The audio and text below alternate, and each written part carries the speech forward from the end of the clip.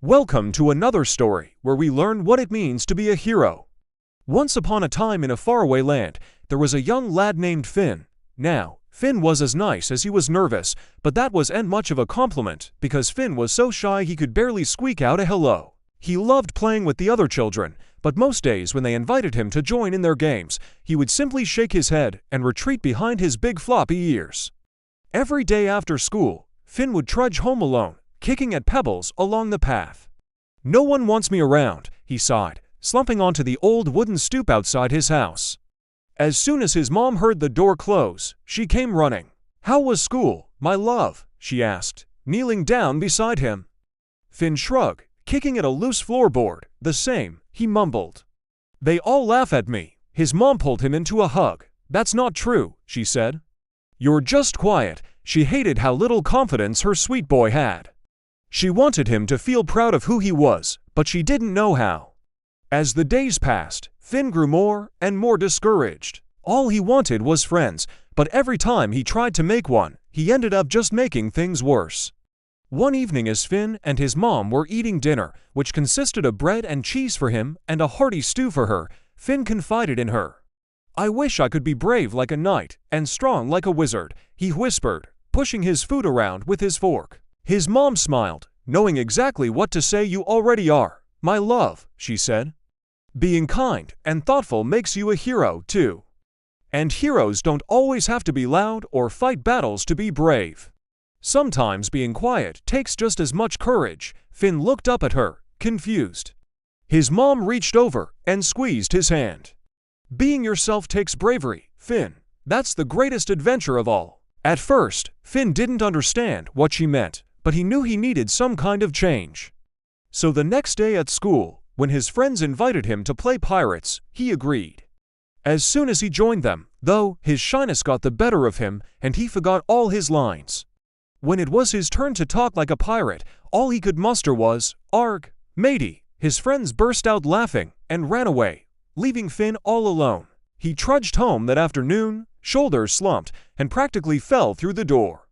"It's no use," he said miserably. "I can't be a hero if I'm too scared to talk to people." His mom pulled him into a hug. "Oh, sweetheart," she said, "being a hero isn't about being brave all the time.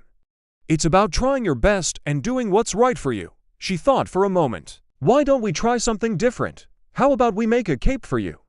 "A cape?" Finn asked. "Yes," she said.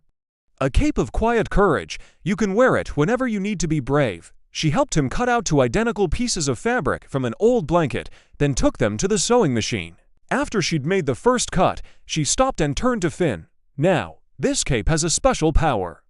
It'll fade away whenever you start talking. Only when you're quiet will it remain visible. Do you understand?" Finn nodded. This was perfect. No one would know he was wearing it. The next day at school, when his mom helped him put on his new cape, he was so excited. At last, he felt like he had a chance to be the hero he wanted to be. When his friends invited him to play, he happily accepted. And as he joined in their game, he noticed that his cape had already started to fade. But he kept quiet, even when it was his turn to take an imaginary treasure chest full of gold coins. When he finally spoke, the cape vanished completely. But Finn didn't care. He was having so much fun. As the days passed, Finn became braver and braver. His cape only faded when he played with his friends, and that was just fine with him because it gave him time to get used to being around them. Eventually, his cape stayed bright blue all morning long. When he came home that afternoon, his mom was waiting for him with a huge smile on her face. "Did you have fun today?" she asked. Finn nodded. "The best part was when they asked me to help them build a tree house. We used sticks and vines and leaves to make it look like a real castle. Then we pretended we were rescuing a princess from a dragon." His mom laughed, feeling tears prickle at her eyes. "That sounds wonderful.